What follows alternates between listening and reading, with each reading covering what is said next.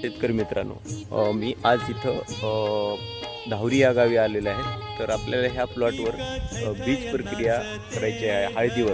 तर आपण सनगार्ड आणि सॉइल केअर हे सनेजचे प्रोडक्ट वापरतो आहोत आणि त्याचं जे प्रमाण आहे आणि ज्या पद्धतीने आपण त्याची बीज प्रक्रिया करतो त्याचा आपण थोडक्यात इथं व्हिडिओ पाहूया।